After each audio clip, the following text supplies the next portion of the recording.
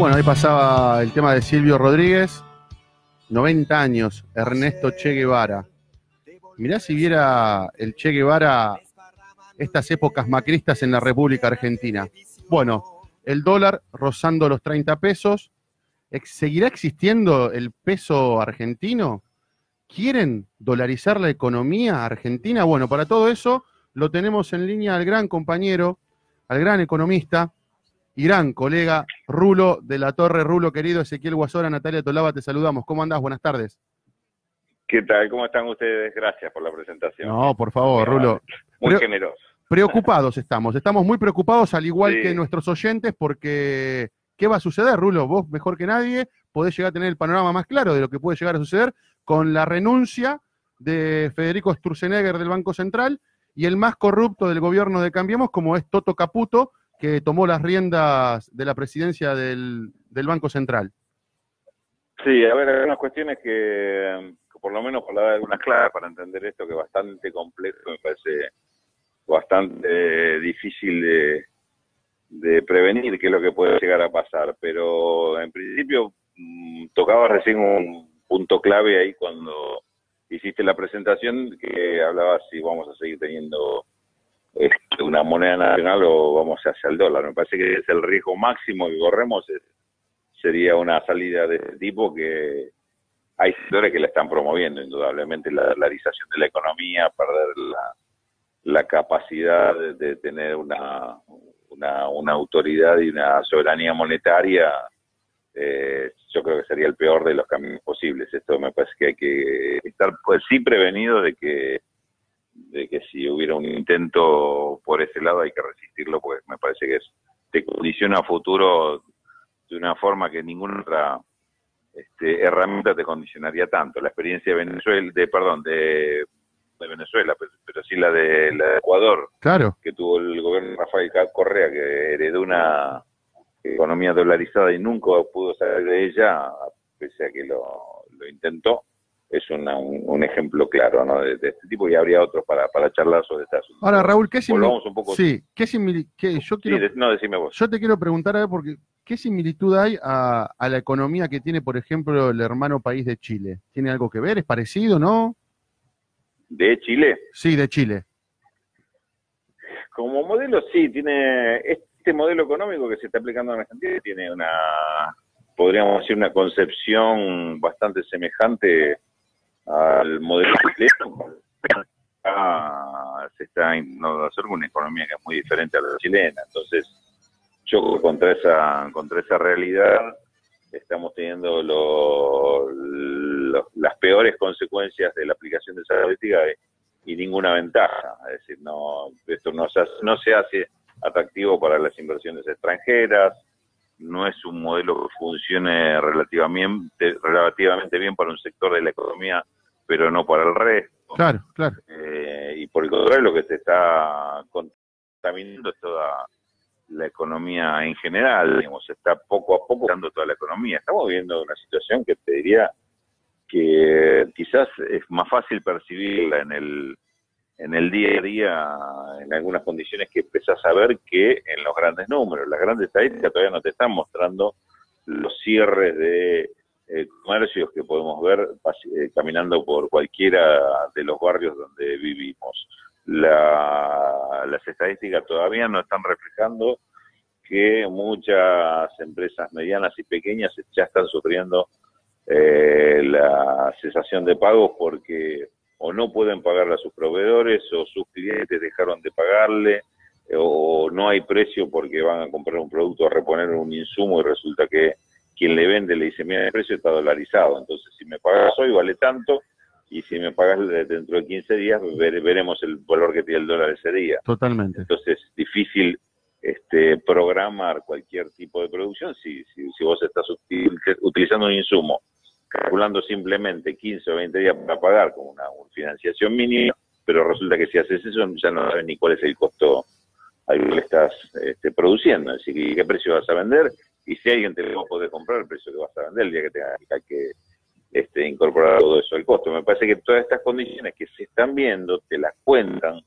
la están viviendo muchas empresas, a la cual esta semana te digo concretamente porque no tengo por qué esconderte el dato, Sí. empresas del sector textil, del sector calzado, en general de marroquinería, indumentaria, en una reunión que me invitaron a principio de esta semana, contaban que ellos ya están sintiendo en las ventas el tema de la caída de la demanda por impacto de las tarifas. Es decir, fíjate vos, estamos hablando de indumentaria, de ropa, que están vendiendo menos porque la gente está teniendo que destinar una proporción mayor de su presupuesto o de sus ingresos al pago de la luz, el gas o el agua. Entonces deja de comprar o de reponer ropas al ritmo que habitualmente lo hacía o al inicio de temporada. Bueno, Raúl, tenemos gente que nos dice, literalmente. Otro caso con el cual tuve oportunidad Sí. de hablar esta semana, dice, estamos un poco jugando con la venta del stock que teníamos, sobre todo televisores, pensando en el Mundial, pero sabemos que se termina esto y se termina todo. No están previendo que para el resto del año puedan tener un nivel de venta ni siquiera mínimo como para mantener la actividad, aunque sea en su expresión mínima a nivel de fábrica, con lo cual todo este proceso me parece que es explicando cada vez más muy rápidamente, y las consecuencias económicas abajo, digamos, a nivel de fábrica, de negocios, de ventas, de consumo, se están empezando a ver, que tienen que ver obviamente con lo que pasa arriba en la macro, con el dólar, la inflación, las tasas de interés que volaron arriba del 40% y demás, que son, digamos, los síntomas, pero después la realidad la estás viendo, empieza a verse abajo con cierto retraso, no inmediatamente. Bueno, ese momento sí, ya lamentablemente empezó a pasar. Ahora, Raúl, vos sabés que yo, que soy un ignorante en la materia, me pregunto, yo tengo claro que, y lo dije hace 3 o 4 meses atrás, que la gente del agro le exigió, ni siquiera le pidió, le exigió al gobierno de Macri que el dólar tenía que llegar a 30 pesos, entonces empezaron las especulaciones. Ahora también sabemos que el Fondo Monetario está pidiendo el dólar alto. ¿Qué sucedió en el día de ayer? Que arrancó la divisa estadounidense a 27,20 y llegó a rozar los 29 pesos. Y hoy llegó a rozar los 30 pesos inclusive. ¿Qué es lo que pasa en el medio? ¿Por qué sube? ¿Por qué esa escalada? Y que no la pueden frenar, de hecho. A ver, nombraste dos actores importantes en esto y un tercer para razón. Ahí tenemos 3 explicaciones diferentes. Sí, a ver. Déjame empezar por la última. Dale. ¿Por qué sube el dólar? Porque lo que está viendo es un desfasaje muy grande entre los dólares que están ingresando al país, los dólares genuinos, podríamos llamarlo, que son los dólares que te pagan cuando exportas algo, el dólar de alguien que viene para invertir o alguien que trae los dólares que tiene afuera para comprar una máquina o para, qué sé yo, para ampliar un negocio o un taller, los dólares que puede dejar un turista que viene del exterior, todo esos son dólares genuinos. Lo que vienen como dólares no son genuinos, porque son dólares que estás entrando con el compromiso de que esos dólares vas a tener que devolver. O tampoco son genuinos los dólares que entran por la bicicleta financiera. Alguien que trae los dólares para hacer diferencia con las tasas de interés y con la perspectiva de que en 30, 90 días se lo vuelve a llevar. Digamos, lo otro sí es genuino. Bueno, esos dólares genuinos lamentablemente son cada vez menos y no llegan a compensar la salida que hay de dólares por las mismas razones. Es decir, en vez de vender cuando compras productos, es decir, cuando importás, los dólares que dejan los turistas argentinos cuando se van al exterior, los dólares de capitales que se están fugando del país, que se siguen fugando, y en grandes dimensiones todavía. Es decir, esa descompensación hace que sean más los dólares que te compran para irse que los dólares que te venden en el mercado. En el mercado entonces hay un exceso de demanda de dólares sobre los dólares que van entrando. Eso, cuando no interviene el gobierno, no interviene de ninguna forma. Es decir, ahora, por las condiciones que fijó el Fondo Monetario Internacional, el Banco Central no vende más dólares. La última venta la hizo Sturzenegger a principios de semana, me parece que le costó la cabeza. Entonces, si el Banco Central no interviene, no tenés oferente de dólares. Si no tenés oferente de dólares, precio va a tender a subir. ¿Por qué? Porque aparte de los dólares que se necesitan para todo esto, hay especuladores que dicen, si esta es la situación, si este es el desbalance que tenés, el dólar va a seguir subiendo. Entonces, es como la teoría autocumplida, es decir, estás viendo que va a subir el dólar, entonces lo que haces es compras dólares porque especula con que suban. Entonces, si compras dólares, vas a hacer subido el dólar, además de las razones que no existían antes. Hoy tenés la especulación que está traccionando por el dólar suba para hacer negocio y una realidad concreta que te hace que tenés un desfasaje que te hace que te suba el dólar. Esto es lo que pasa. Voy al Fondo Monetario Internacional. Frente a esta situación que el Fondo Monetario Internacional sabe, aunque el gobierno no lo cuente, el gobierno te habla del déficit fiscal como si ese fuera el origen de todos los problemas, y ni siquiera es el origen principal del problema. El Fondo Monetario Internacional dice, frente a esto que está pasando, ¿qué es lo que se puede hacer? O regulás la economía, regulás el manejo de dólares, administrás absolutamente los dólares y lo que hacen los bancos, o si no, si haces una política de libre mercado, como le dicen ellos, es decir, ¿cómo freno esto? Y pongo un dólar recontra alto, y cosa que la mayoría no llegue a ese dólar, entonces ya nadie importa porque el dólar es carísimo, ya nadie va a fugar más plata porque si llegó tan alto es porque no va a subir más de eso, ya nadie va a hacer turismo en el exterior porque ese dólar es difícil de pagarlo. Digamos, un poco la teoría del Fondo Monetario es cuanto más alto el dólar, mejor porque se equilibra. Esta es la teoría. La realidad es que si haces esto y alentás la suba de dólar, en general, si sube el dólar, supones que es en Argentina, que va a seguir subiendo. En la Argentina la realidad nunca te lleva a decir, bueno, subió tanto que seguramente más de esto no sube. No, acá funciona al revés. Somos el mundo del revés, Raúl. Somos el mundo del revés. Exactamente, entonces estas teorías, por lo menos para Argentina, no funcionan.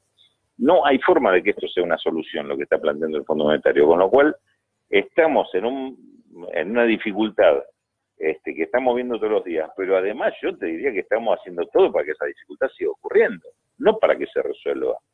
Esto me parece que es el gran error de Duhovne, Sturzenegger, Caputo, el Fondo Monetario Internacional y quienes están alentando este tipo de teoría. Por eso es tan peligroso lo que decíamos al principio.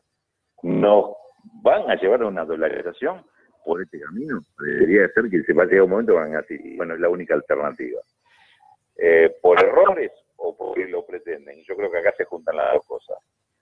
Por inoperancia de los que están manejando este asunto, pero también porque hay sectores que están pretendiendo que se llegue a ese momento. Estamos así de complicados y ya el dato de la suba del dólar yo diría que es un dato más de una situación que de todas maneras se está dando, se va agravando y seguramente las consecuencias van a ser muy, muy serias, muy graves. Raúl, Natalia Tolaba te saluda, un placer. Natalia, ¿cómo te va? Muy bien, muy bien, dentro de lo que se permite. No, sí, disculpa, si te iba a ver me parece que yo te saqué claro, es perspectiva de esa un latiguillo, viste, que uno tiene que dice muy bien, pero en realidad te pones a analizar y bueno, sí, las cuentas obvio, sí. no nos cierran. Las cuentas no nos cierran. Hablábamos al principio del programa que un sueldo hace 2 años de 12 lucas era más o menos $1.300. Hoy un sueldo de 14, vamos a suponer que la primera paritaria se cumplió legalmente, el resto no se cumplió. Hoy esos dólares se transformaron en simplemente $450, más o menos, algo así. Vos recién hablabas, yo sé que esto va a terminar muy mal, sobre todo para los que menos tienen, como siempre. Y vos hablabas recién de convertir, o sea, esto que hoy está pasando, que a mí poco saber, para mí saben muy bien lo que están haciendo y es por lo que vinieron a hacer, esto fue lo que vinieron a hacer al país, no venir a gobernar para los que menos tienen. ¿Vos crees que hay algo que se pueda hacer para poder revertir todo este desastre? ¿Hay una política económica que pueda llegar a venir alguien que quiera, ¿no? Para desarmar todo esto, ¿o estamos más perdidos que nunca? No, sí, seguro que hay política para salir de todo esto, para empezar a resolver, no para resolver todo de un momento para el otro, pero sí para solucionarlo y darte una perspectiva de salida y de recuperación. Lo que pasa que, por esto mismo que recién hablaba con Ezequiel, todo esto, mejor dicho, ante la pregunta Ezequiel, estamos hablando de esto, pero digo, estamos en una perspectiva que la cosa se va agravando cada vez más. En la medida que siga avanzando este plan, va a ser más complicado salir, o va a ser más costoso, o con mayores sacrificios salir. ¿Que se puede salir? Claro que se puede salir. A ver, ¿por qué lado se podría salir? Yo te tiro 2 o 3 ideas de las cosas que uno va discutiendo y se va encontrando en el camino. Evidentemente, a los bancos y a todos los sectores financieros le han dado vía libre para hacer lo que quieran.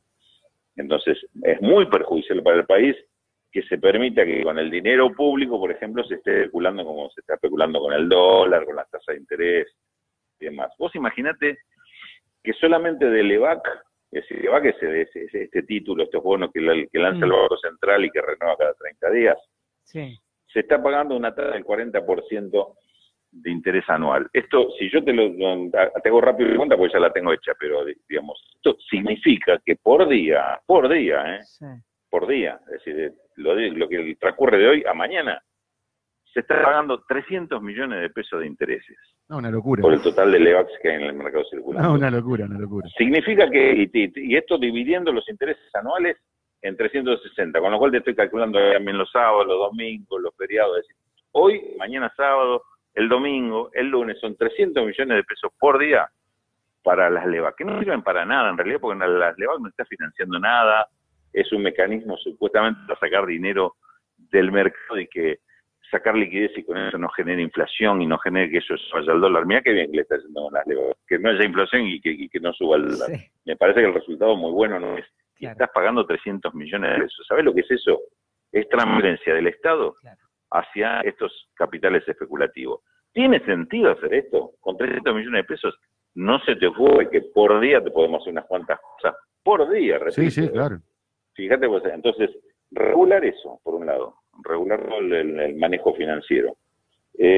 Segundo, tener todo el sector de actividad, sobre todo mano de obra intensiva, como puede ser los textiles, los ejemplos que te daba antes, indumentaria, calzado, electrodoméstico, lo que fuera.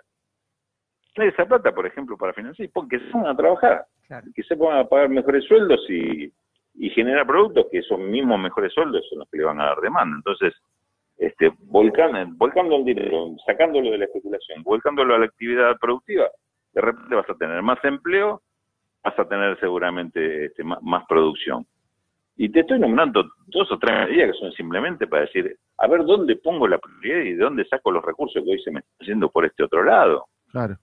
Me parece que ese tipo de cosas van absolutamente en contra de los mecanismos o de la orientación que tiene esta política. Por eso digo, más allá de lo que vos decís, que yo ya lo discuto, eso de que vinieron a hacer negocios, vinieron a enriquecerse ellos y sus amigos y al sector que quieren favorecer, no les interesan los pobres, perfecto, todo eso es cierto. Pero además, y para mí lo importante discutir, es que hay una política que provoca estas consecuencias sociales. Entonces, por empezar, hay que cambiar la política. Claro. Porque no sea cosa que digamos que cambiando a estos personajes por otro más eficiente, más inteligentes o más capaces, pero con la misma política, eso nos puede salvar. No nos va a salvar. Eso no nos salvaría. Hay que cambiar la política económica de fondo. Y eso se logra, en principio, cambiando las prioridades, cambiando los objetivos y los actores con los cuales te querés asociar. No los bancos. Es decir, los actores para asociarse son los sectores productivos, el trabajo y la producción. Me parece que son los elementos clave para salir de esto. Ahora, cuanto más tardemos, más va a ser la cuesta más larga y más penosa va a ser la cuesta que hay que remontar.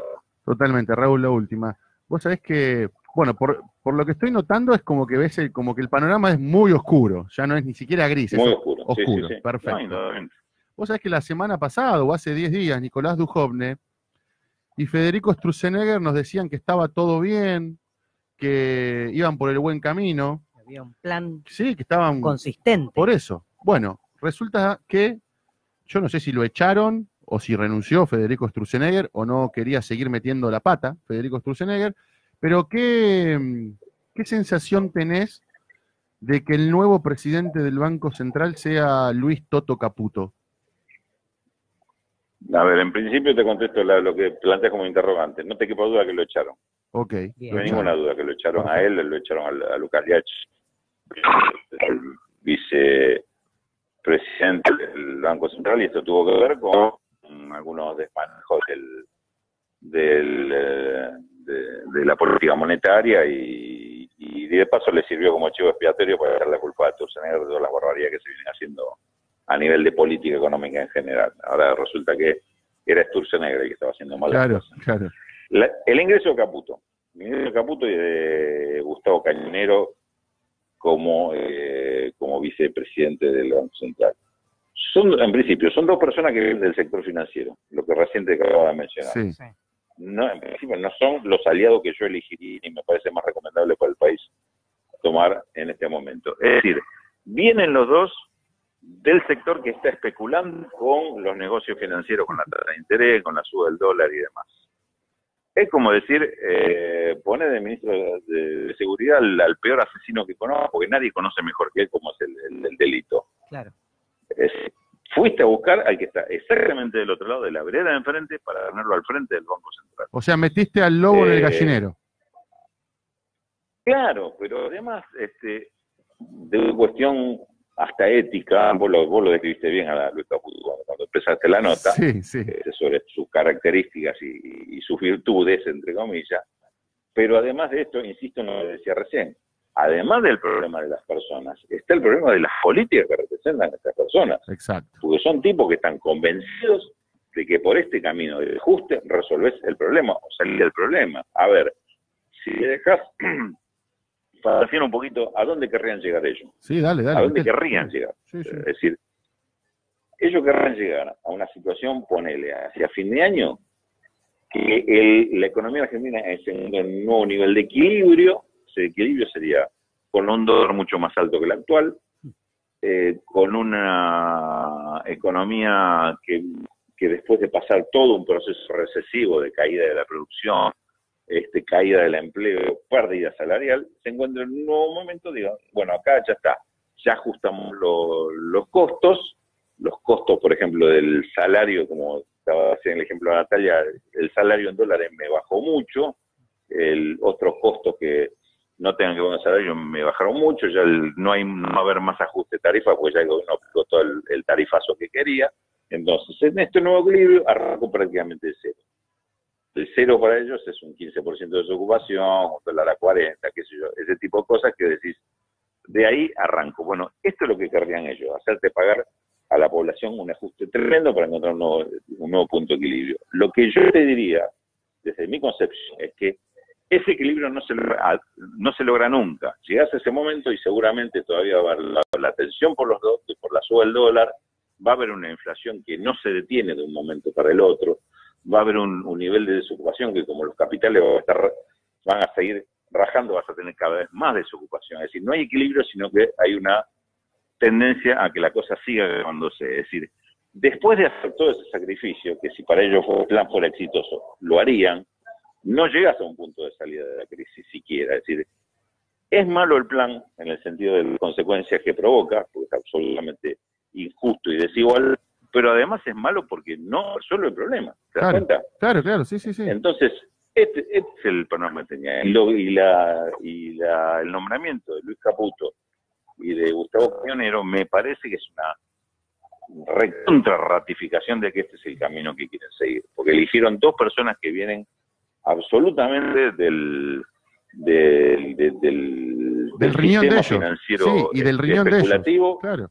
Son como me dijo hace poco un importante dirigente empresario, importante por el lugar que ocupa, ¿no? Yo no califico por lo que son ellos personalmente, pero me decía, él como dirigente empresario me decía, no digan que este es un gobierno empresario, porque nos hacen mal a nosotros, porque ninguno de ellos tuvo en su vida que pagar un salario, pagar una carga social, correr detrás de un vencimiento o tener que salir corriendo para la fábrica porque se le para una máquina y no descubren cuál es el problema. Exactamente. Dice, son gente que son CEOs, es decir, que son representantes de grandes empresas, entonces están en los cócteles y en cerrando algún negocio entre CEOs, pero no en la operación diaria, o son tipos, que este es el caso de Caputo, Cañonero, que se han hecho millonarios frente a una pantalla. Exacto. Especulando con el valor de esto, el valor de aquello, compro, vendo.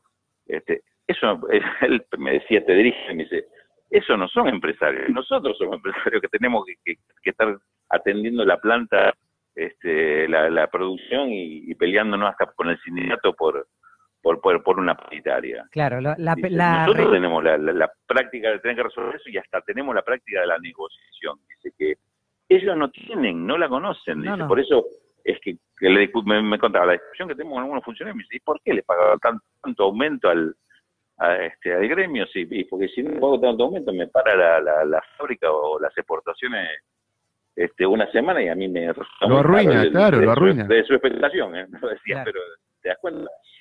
Hay diferencias muy, muy profundas y bueno, para mí estas designaciones de Caputo y de Cañonero yo las traduzco así, las entiendo así. Vos sabés, Raúl, ahí te dejo, Nati. No, esto es realmente la pesada herencia, nada más, porque claro, están acá puestos Esto porque sí, esto sí va a ser la pesada herencia. tienen una pesada Sí, herencia. totalmente. Vos sabés que a mí también lo que me sorprende es que los fusibles que han saltado dentro del equipo económico han sido Pratgay, Melconian y ahora Sturzenegger. Y fíjate que cómo mantiene Macri a los peores. O sea, si le tenemos que poner un título, estos son los peores. Y siguen, como dice Raúl, no solamente es que son del riñón y que vienen a hacer el trabajo sucio, sino que Mauricio Macri los premia con, por ejemplo, dándole la presidencia a Toto Caputo.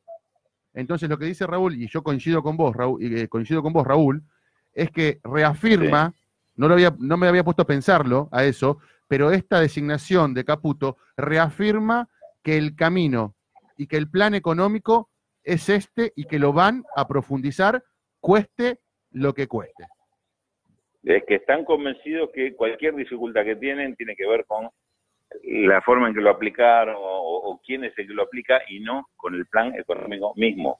El problema para nosotros, para discutirlo políticamente y para lograr un cambio de fondo, no tenemos que perder nosotros de perspectiva. Que el problema es el programa económico, digamos. El otro es un adicional, los personajes, pero pero lo fundamental es este programa económico. No hay buenos funcionarios o funcionarios más capaces que hubieran hecho la cosa mejor. Por ahí te la asegura un poquito más. Claro. Por ahí, viste, en vez de que la cosa le explotaba a los 15 minutos, le hubiera explotado la estiraban un poquito, claro. Claro, tal cual, porque hubieran equilibrado un poco, hubieran estado más bichos para responder a alguna cosa. Si se les presenta un problema, ¿viste? Para bajar un poquito la temperatura ahí donde le estaba subiendo un poco, pero más que eso no, porque el camino es exactamente el mismo. Estos son los modelos neoliberales de un mundo muy financiarizado, dominado absolutamente por la especulación financiera. Hoy los grandes, lo invito a cualquiera a repasar un poco la historia económica reciente, y hoy los grandes personajes de la economía mundial son todos los grandes financistas que han hecho la guita en el menor tiempo posible y se han hecho millonarios así. No son los grandes dueños de la fábrica de la General Motors, y de IBM. ¿No? Se acabaron esos capitales. Son los que después salen en la revista Forbes. Claro. Pero antes lo que salían en la revista Forbes eran los tipos que eran dueños de muchas empresas. Exacto. Y tenían una fábrica en cada punto del planeta, en un mapamundi que estaba atrás de ellos en su escritorio. Claro, aunque sea hoy, daban trabajo. Lo que tienen es guita en cuentas bancarias, y la están moviendo permanentemente en las offshore, en las plazas financieras mundiales, se asocian en un negocio nada más para venderlo al otro día a un valor mayor, digamos. Esto es lo que está dominando hoy la economía mundial. Y Argentina es como si hubiera abierto todas las puertas para decir, pasen, vean lo que les interesa, llévenselo y hagan negocios acá. ¿Y qué pasó con todo lo que tenías de antes? Toda una industria, comercio y todo lo que estaba desarrollado en Argentina. Quedó a merced de esto. Claro. Esto la realidad histórica es esta.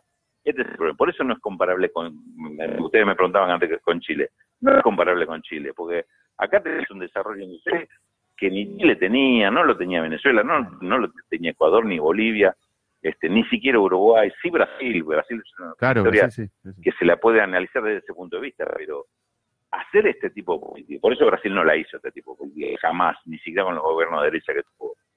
Acá sí, acá vinieron y aplicaron una economía, un modelo que no tiene nada que ver con el país, por eso es que los resultados son atroces. Raúl, suena fuerte, vos sabés que a mí me están llegando mensajes de que hay muchas ganas de dolarizar la economía, ya para ir cerrando. Yo ya, o sea, ni siquiera me preocupan las cuasimonedas de Patacones, Lecop. Ya para ir cerrando, Raúl, ¿vos qué visión tenés? ¿se puede dar esto de dolarizar la economía argentina?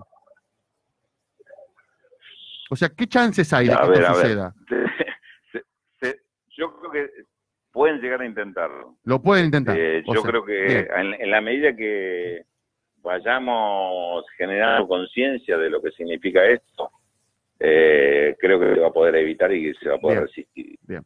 Lo que juega también a favor de poder resistir es que estamos ante un gobierno que se va debilitando con este tipo de cosas. Entonces, medidas tan fuertes, medidas tan audaces, de cambios, de transformaciones tan profundas, ya no sé si a este gobierno le quedan fuerza para aplicarlas. Es decir, ya la historia de que esta era la única alternativa, me parece que cada vez se lo cree menos gente. Por empezar, yo te digo lo que, inclusive cuando doy alguna clase o algo, también insisto mucho. En economía no existen las medidas únicas. Nunca hay una única alternativa.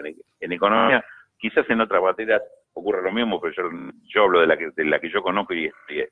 En economía nunca hay una sola alternativa. Incluso te diría que nunca hay solamente dos, pero que hay única alternativa, o alguien te está macaneando, claro, te está mintiendo, o es realmente un ignorante que no le da la cabeza para pensar una segunda alternativa que seguramente la tiene a mano o ahí al lado. Y bueno, Rulo, ganaron mintiendo, se sostienen mintiendo y van a seguir mintiendo, así que no nos sorprenda. Compañero... Contra eso estamos. compañero y colega Raúl Rulo de la Torre, muchísimas gracias por esta linda charla. No, gracias a ustedes, compañeros, por la consulta y bueno, ojalá tengamos esta oportunidad de seguir charlando y también en nuestro medio que también pasa por una situación muy difícil. Que motor económico. Bueno, gracias por la mención. También es una lucha que estamos dando por los medios de comunicación, pues justamente para tener abiertas estas... Y ahí estamos participando... Esta posibilidad de hacer estos planteos. Vos sabés que estamos participando y está Betty, de Motor Económico, en el CCP. No sé si estabas al tanto, Rulo, de eso. Está Betty, en comunicadores... Campo de comunicación popular. Claro, comunicadores del campo, que está el profe Romero también. Claro. Ahí estamos todos juntitos tratando de combatir a estos grandes medios que muestran lo que a ellos les conviene. Exactamente. Que no digamos que existan, no estamos con que existan, pero que le permitan existir a todos, esa es la clave. Y un día te nos venís al piso, Rulo, a tomar unos mates y a charlar un ratito más. ¿Cómo no? Con facturas medialunas, pero de ayer, perdón. Claro, Rulo, como el pan de ayer, cambiamos. ¿viste? Como el pan de ayer, claro, cambiemos. Rulo, muchas gracias. Un abrazo grande. Chao, un abrazo, chicos. Un abrazo, chao, chao, compañero. Che, y qué bueno, ¿sabes con qué me voy a quedar? Con esto que acaba de decir Raúl de la Torre, porque ¿sabes qué te quiero hacer escuchar? Algunos audios, vamos a pasarlos todos juntos, es un salpicadito. Digamos